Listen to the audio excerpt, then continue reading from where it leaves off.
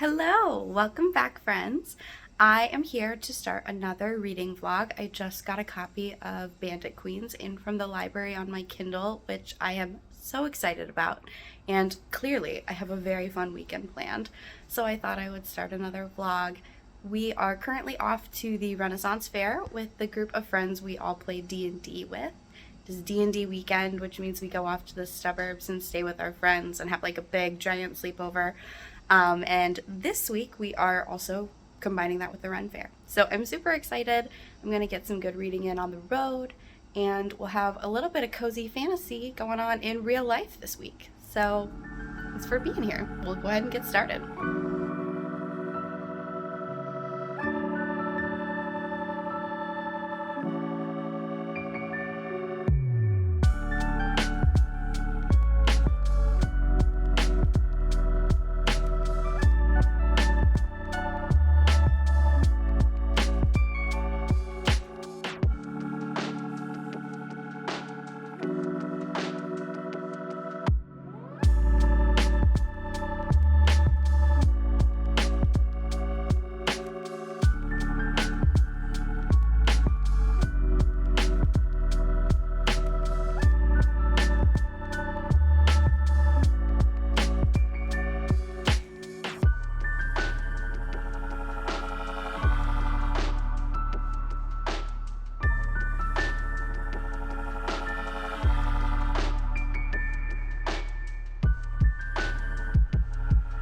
Hello, we're back. It is Sunday evening and we have returned from our weekend in the suburbs where we got up to all kinds of fun activities with our friends. We did the Ren Faire on Saturday, which is honestly like one of my favorite days of the year. I just find it so delightful and magical. I didn't grow up going to Ren Fairs, but I had a good friend who did, and she introduced them to me when I was in college, and I don't know, there's just something about them that is so like whimsical, and I love that. So it was really great to go with this big group of friends, and like I said, it was the group of people who we play Dungeons and Dragons with, which was fun because this particular group hadn't all gone together before, but obviously we spend a lot of time talking about goofy fantasy stuff, so to be surrounded by all of that was really fun. Anywho, I wanted to pop on here and tell you about Bandit Queens because it has been like 48 hours and I am almost done with the book. It has just honestly been gripping. All the while I've been doing other stuff. So it is like every minute I have that is free, I have been gobbling up this book. So I thought I should tell you more about what it's about and some of my initial thoughts, given that I am about 3/4 of the way through the book and expect to be wrapping it up pretty quickly, like possibly even tonight, but probably tomorrow. I will also say I'm still acclimating to being a library user, and I got this book in from the library and I was so excited, and then I proceeded to get 2 more books in over the span of the last 24 hours. So I now have 3 digital books and an audio book to get through before the next 2 weeks are done, which is a little overwhelming. I feel like I had a bunch of books on hold at the library for ages and none of them came in.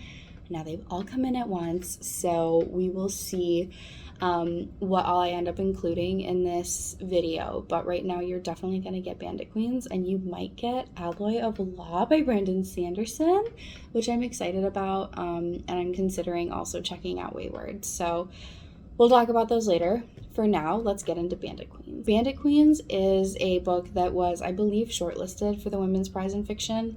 It has been a highly acclaimed book, and it's honestly not the type of story I would normally read. It's like a contemporary fiction novel. But what I have found is that it really has fun elements of sort of classic crime thriller-like stories, all while being very dark and very, very funny. So it has really appealed to me, even though it's not the genre I would normally read.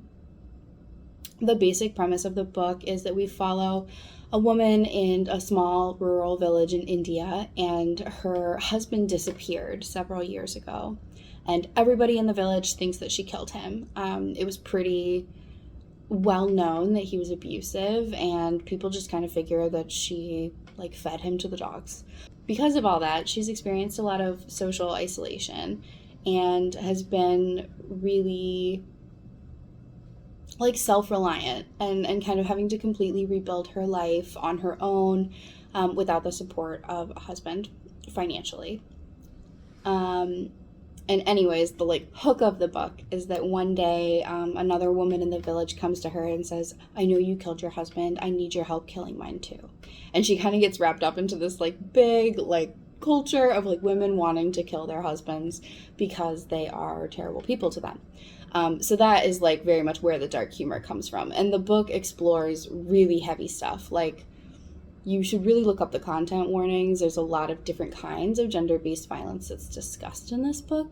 But I think it's really, really well executed. Not only is it funny, and incredibly like readable and pacey, but it is really intersectional. Like, the book is not just talking about domestic violence as the singular form of violence in these women's lives. It looks at all kinds of different intersections between being Hindu and Muslim, of people being across different castes in this caste system. It looks at different degrees of poverty. It looks at like the color and shade of your skin, and all of the ways that those differently impact the women that the story follows. So it has just been really thoughtfully executed, all while being truly hysterical. Like, I keep like chuckling, and Jake having to be like, what is so funny in your book? Anyway, as you can see, I'm loving the book, and I'm really excited to finish it up. So I am going to wrap up my reading. I will give kind of final thoughts when that's wrapped. And then I've got to decide what's next among all these library books. So I will check in later. Okay, mission accomplished. Bandit Queens is complete. I thought I would hop on here and just share some of my like wrap-up thoughts on the book, because it was honestly impeccable. I loved it so much. And I've already started one of the two other library books that came in while I was reading it as well. So we can kind of debrief on Bandit Queens and pick up on what I have started since. So I kind of already gave you all like a briefing on what the main plot of the book is about and like what the hook of Bandit Queens is. But there were so many things that stood out to me about the way the book itself was written and some of the big themes that emerged, and just some of the stuff that like struck me throughout reading that I wanted to share. I like took notes during reading this book, and I very rarely do that, but I thought I would share some of those here. Something that I think is so important about this book and its setting and the way that it has been so widely celebrated since its publication is how it really like transports you to this rural village in India. And I think it's such a great example of what like modern poverty looks and feels like. I think like obviously I'm living in Chicago in the US, like I live a very middle class life, and I have a lot of comforts that huge swaths of people in the world don't have, and I certainly do my best to like consume information about the way other people live and the like challenges and hardships that they might have, but like I can't pretend to know the first thing about life in India on the day-to-day.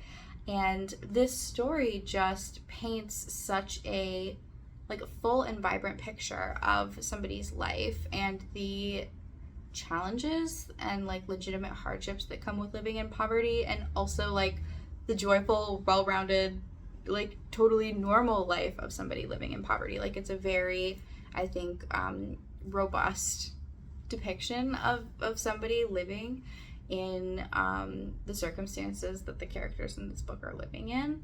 It's not like just a sad story inherently because they are folks living in poverty, at least relative poverty to myself. Part one of this comment is that I think that's really valuable in general, right? That we think of people living across all economic circumstances fully and complete as people.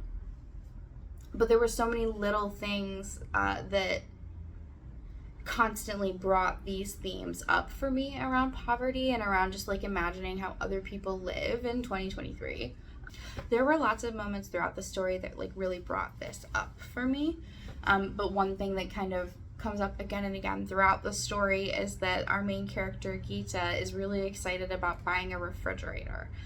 She is like in her mid-30s and hasn't owned a refrigerator. That's not like a common appliance in her village. And she talks so much about like how that will change her life. Like, she's a single woman. She can't buy perishable foods because she doesn't have refrigeration to keep them. And she's not a part of a family that can consume the full perishable good over the course of like a day or however long it will last. She talks about like, you know, being able to meal prep and like eat her leftovers day after day and not having to cook every single meal that she wants to eat. There are things in my life that I take totally for granted. And I thought it was really like valuable and insightful to be reading about just like how important that would be to somebody when I take my fridge for granted like every day. Something else that I thought the book did really, really well was giving a really complex look at the way domestic violence dynamics really play out in people's lives. I work in the gender-based violence field, and I felt like the depiction of these dynamics was incredibly realistic, and I thought the author did a particularly good job of showing the way they creep. Like she'll start with vignettes about boundary testing, things that feel really small in the moment, little sacrifices we make for the sake of peace, and how as those boundaries continue to be tested, things escalate more. And it really zeroes in on the kind of like manipulation tactics that people causing harm will use in order to create a situation where the person they're harming feels totally isolated and like dependent on the abuser.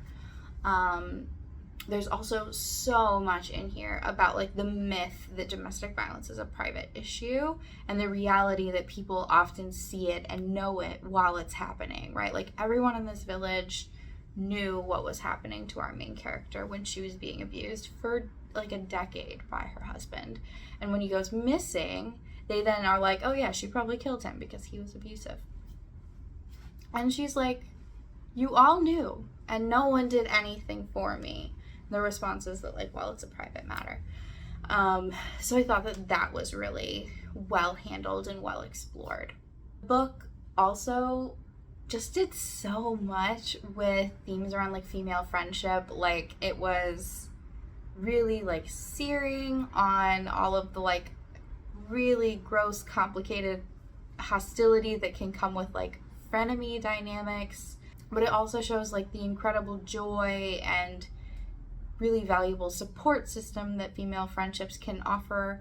And clearly, like in this group of female friends, the support and joy is that we're killing bad men. But it was really, I think, it was really well executed without having to be super explicit about it. Like, we were just put in so many scenes where the dialogue was so dynamic and there was so much that wasn't being said in what was being said, and vice versa. Like, so much about like the in between the lines.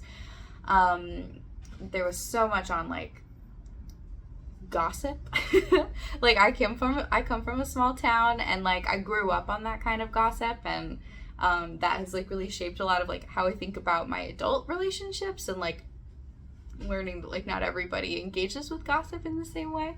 But like there's so much gossip in this book, and you see how it is used in really like vindictive, harmful ways, and how it can be used in really like productive and positive ways. So I just thought that was like a really fun thing to like read about in fiction, because it's something I've like lived with and observed a lot, obviously, in real life.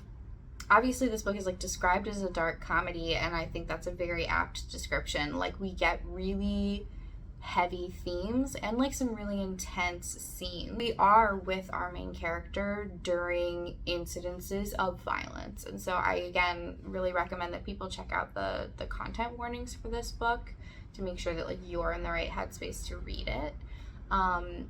But the dark comedy, like this book is so funny too. There was lots that I loved. I think our main character was really funny. A lot of the women in her circle were really funny. I really loved, in particular, the interactions that our main character would have with all the kids in the village, because she is perceived as this, like, village witch, essentially, because everybody thinks that she killed her husband. We get these, like, truly hysterical kinds of interactions with the kids, and I really enjoyed that as well. I thought it was a really nice addition that offered just a lot of levity, but also then lots of opportunities to explore like where those rumors about her were coming from and like how they fit into the larger culture.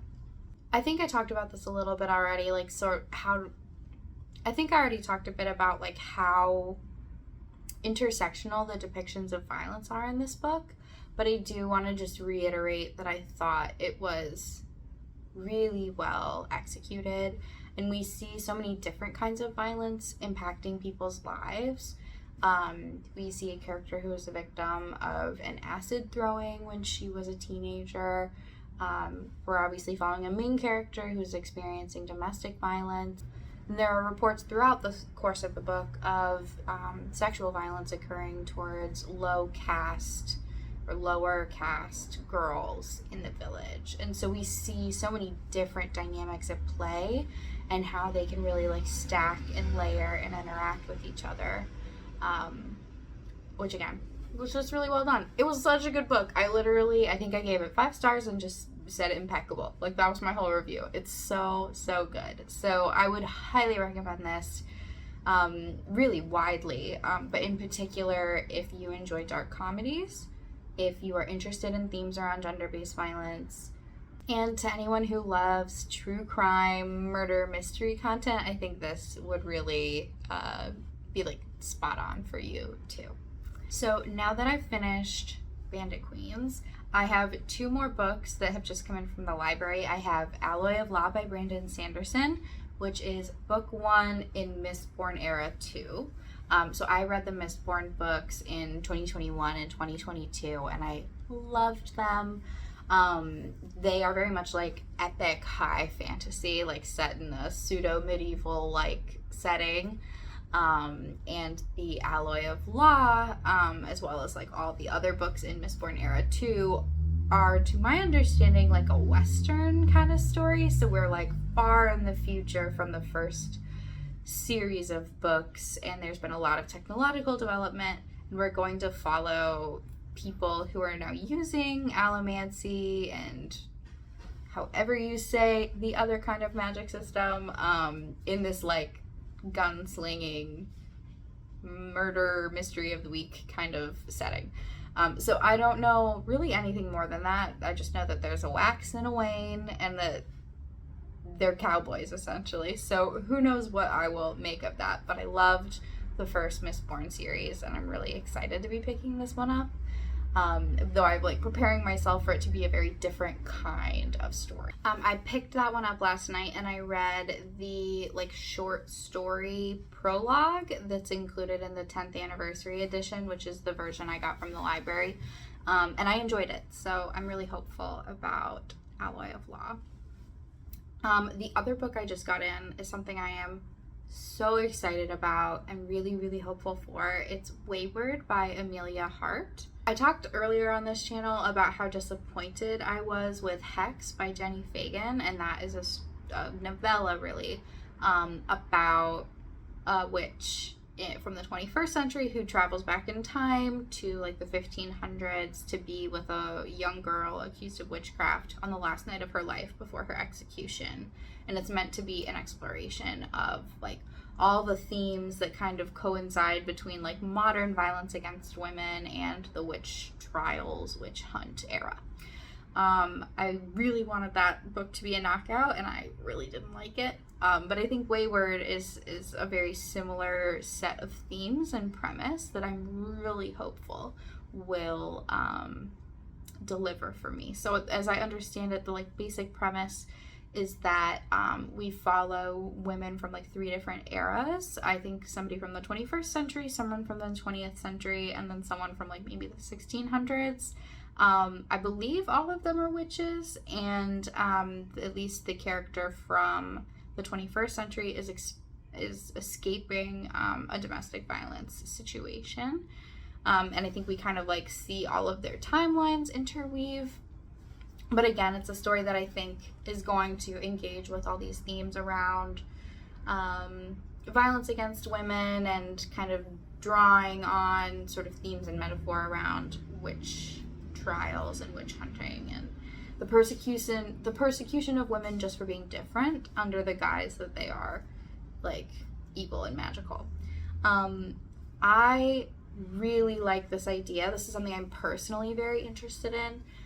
Like I said, I do gender-based violence work. I'm obviously a big fantasy fan, and I have for a long time been interested in all the themes that kind of intersect with like feminist interpretation of witches and witchcraft and witch hunts.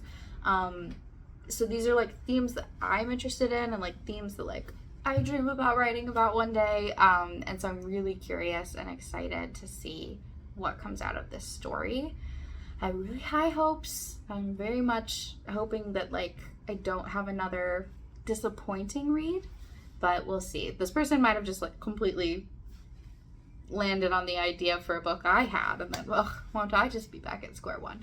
But anyway, I'm really excited about that. I will check in when I have started it, because I honestly have not even opened that book. But those are the next items on my reading agenda for the week. It's currently Tuesday. So I read the first book in this week across like Saturday to Monday, and I'm probably gonna wrap this up around Friday, so we'll see how far I get. Good morning, happy Friday. I have this Friday off from work. We've reached the end of our vlogging week, and I thought I should kind of take today to wrap up my thoughts on these books. I have yet to take a look at Weyward, so my goal for this morning is to take a peek at the first couple chapters just to get a feel for if I'm going to enjoy it. But I realized that I haven't shown you guys my little book haul from the Ren Faire, so that's what I'm doing right now, and then we'll read later.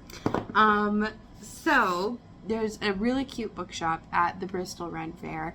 I always enjoy taking a look. I always think it would be so fun to be the curator for that bookshop, because they have such a great selection of books all about, you know, like magic and witchcraft, lots of great history books, lots of like RPG, tabletop RPG content, and lots of just like books you wouldn't see in the normal bookstore. First one here is Witch's Garden, Plants in Folklore, Magic, and Traditional Medicine. And I think that this is just a gorgeous cover. And then it's like sister book, The Magic of Mushrooms. Similarly, Fungi in Folklore, Superstition, and Traditional Magic. They're both published by Kew, the Royal Botanic Gardens, and they are really great. They honestly feel a little bit like coffee table books. They have a lot of what you would kind of look for in a coffee table book. Like, they just have all these gorgeous spreads of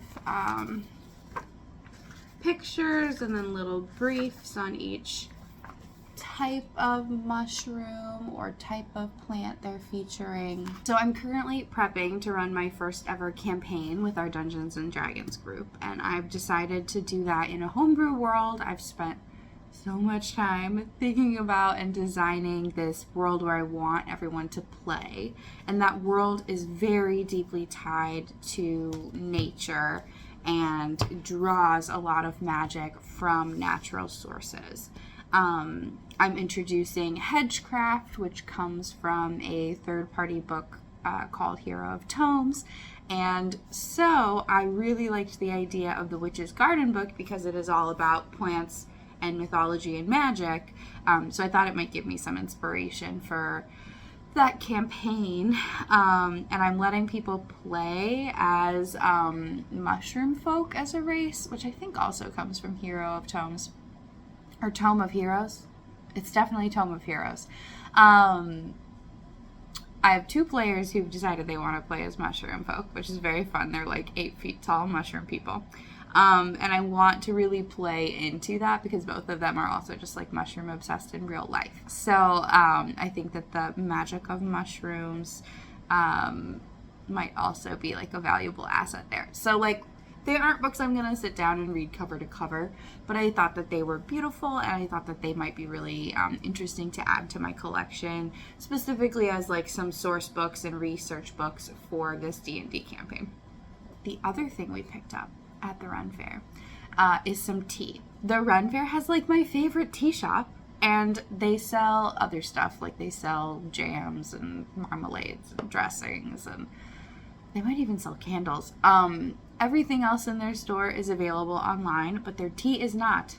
And they make my favorite tea on earth, which is this almond amaretto tea. And it's just so good. It's inordinately strong. Like, you should not put more than a pinch of this mixed in with your normal black tea. And when we bought it for the first time last year, we were trying to make like a whole bag of this, and we were like gagging. We were like, what are we doing wrong? But now that I understand how to incorporate it with another tea blend, it is just impeccable. And I can't get it anywhere but the Ren Faire. So I was very excited to refill our coffers with this almond amaretto tea. And then they make tons of other tea as well, and they're always based on different sort of like existing magical settings and draw their names from there. So we picked up this year Beauxbatons, which is a blueberry green tea. But in years past, we've gotten teas like Dornish Delight, which is clearly coming from like Game of Thrones. So it's always fun to spend like an inordinate amount of time in this tea shop and just see all their fun names, smell all their delicious smelling combos, and I was like truly thrilled to buy more of my favorite tea. So that is that. I have the day off work. I have a couple things scheduled for the day. I'm designing a custom suit for my wedding, which is fun, and I have a consultation with my suit man today, and then I have another appointment ahead of a good friend of mine's bachelorette party, so I've got to get packing for that. But aside from those appointments, I have the rest of the day free. So this morning I want to kind of curl up, take a look at Weyward, and then I will kind of recap my opening thoughts on Alloy of Law and Weyward with you all before the end of this vlog.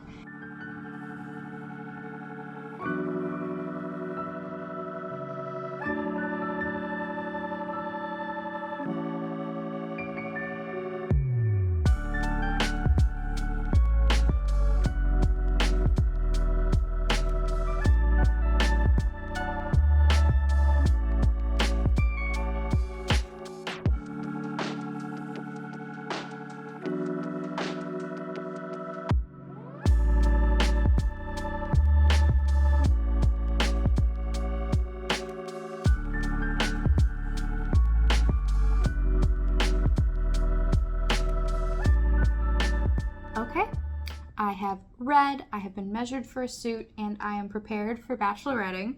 So this is the point in time where we wrap up this vlog.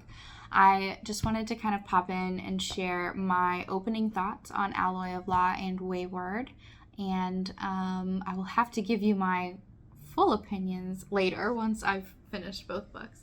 So I picked up Alloy of Law and read about the first 5% of the book, so the first couple chapters, and thus far I'm not sure what the plot hook will be. I think there's a chance this gets set up as like sort of a revenge story, but it could go in another direction.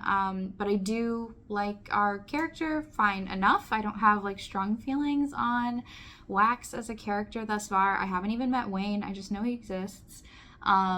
But what I did notice right away was how much like nostalgia and affinity I feel for the magic system.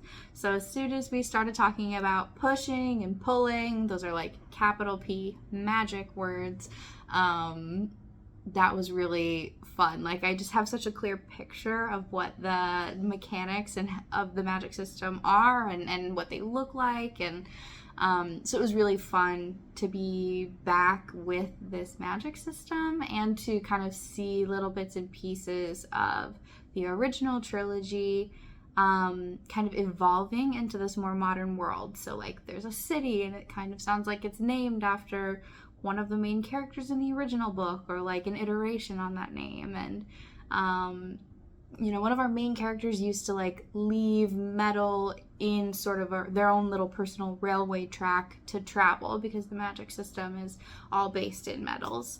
And now there's just like street lights, and so you can basically travel this own little route if you happen to be mistborn. So that has been fun, just to see like how the world has evolved with that magic system. Because our main character is like a gunslinger, there's lots of interesting mechanics about how he improves his aim and his use of his gun through his magic as well.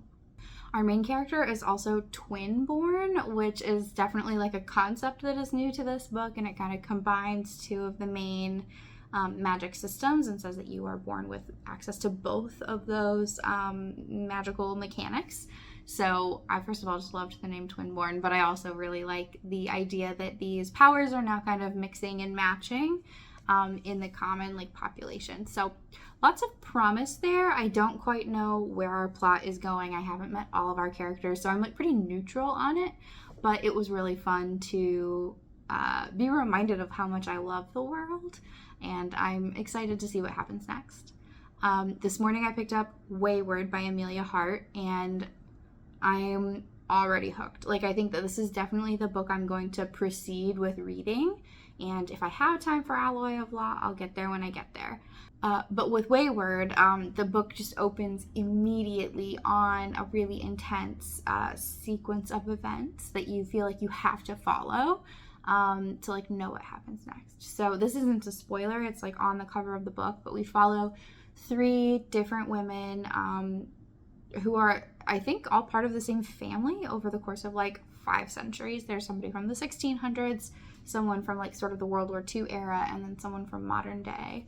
And we're seeing them all kind of revolving around this one community, all in sort of precarious situations that we're learning more about. But our modern day character is currently leaving an abusive relationship. So the book opens on her sort of making her escape.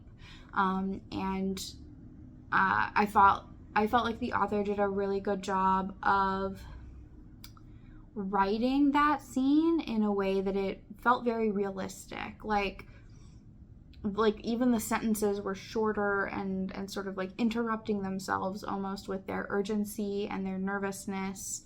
You just like immediately feel how urgent and how frightening the experience of trying to leave is, and all the uncertainty that comes with social control and monitoring that has been put in place. Like, if I leave, will he be able to find me?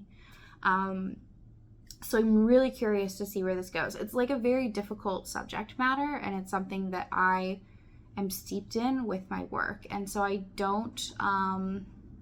hope that it continues to be executed well, but I'm very sensitive to like when these issues are handled poorly, because I deal with them all day long. So I'm really hopeful with this book, and I'm very hooked. Like, I immediately wanted to keep reading and found myself kind of like running out of time to do that. So Weyward is very promising. I'm going to proceed with that. And hopefully by the next time I do like a quarterly reading wrap up, I will have more to say about both of these books. But I'm really glad to have gotten a peek at all of them. I have also, thank the Lord, been shown by a friend how to use the manage holds function in the Libby app. So hopefully I will not have this problem again where all my books come in at once and I feel the need to try to read them all at once because this is untenable. But I'm looking forward to seeing what comes with the rest of these books and never having this many books in from the library again. But that's that. We finished Bandit Queens in this vlog, and I have started 2 other books, and I'm feeling really good about my reading pace for the week. Obviously, I've got plans this weekend, so I probably won't be picking up either of these books much over the next couple of days, but I'm feeling good about them, so that's great. And thank you all for being here for a little bit of magic in real life alongside an otherwise normal reading vlog. But that's that. Thank you all for being here for another reading vlog, and I will see you all in the next one. Bye.